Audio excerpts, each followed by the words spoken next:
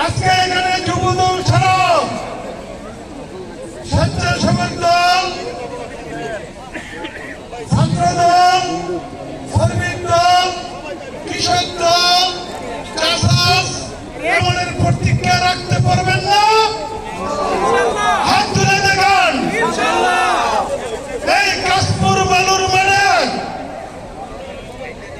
বাংলাদেশ জাতীয়তাবাদী দলের চেয়ারম্যান আজকের প্রধানমন্ত্রী বলে গিয়েছিলেন না যে নারায়ণগঞ্জে 20টা স্পট আছে মাদক ব্যবসা করে,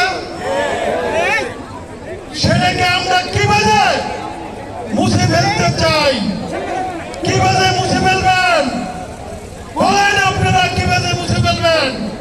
আপনার এই যুব দল, ছাত্র দল, স্বেচ্ছাসেবক দলের বা কোনো অঙ্গ সংগঠনের কোনো কিন্তু অস্তিত্ব থাকবে না। কারণ এখানে কিন্তু বুড়া মানুষ করেন না। এখানে শুধু আপনারা যুব দল, ছাত্র দল, স্বেচ্ছাসেবক দল অঙ্গ সংগঠন করেন না, কিন্তু আপনাদের দায়িত্ব এই সোনারগাঁয়ে যারা মাদক ব্যবসা করে, মাদক খায়, আমি আজকে এই ইফতার যুব দলের ইফতারের নবীর থেকে নির্দেশ দিয়ে গেলাম তাদের হাত পা ভাঙা পাঁচটা করে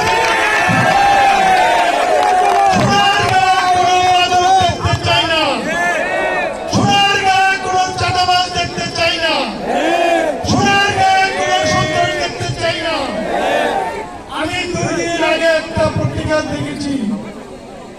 আমরা ক্ষমতার 1 মাস কিন্তু হয়নি, আমরা ক্ষমতায় এসেছি।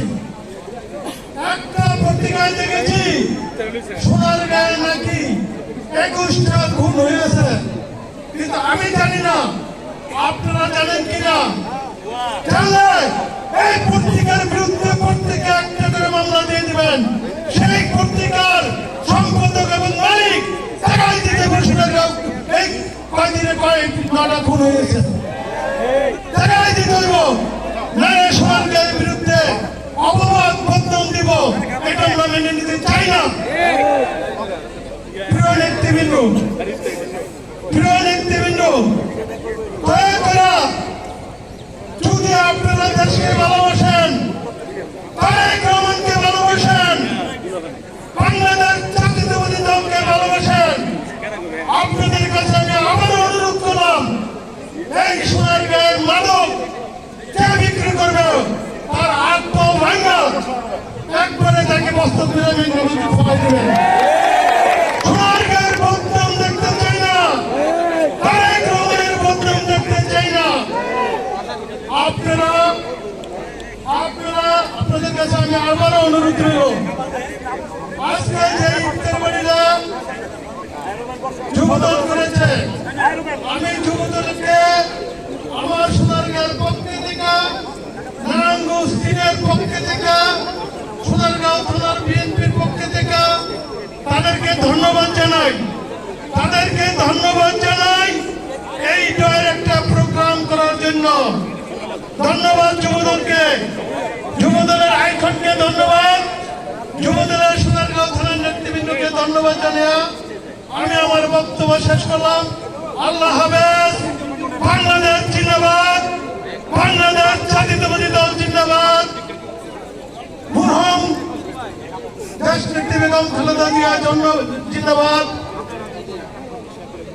আগামী দিনের শহীদ প্রেসিডেন্ট জিয়া রহমান, তারেক রহমান জিন্দাবাদ।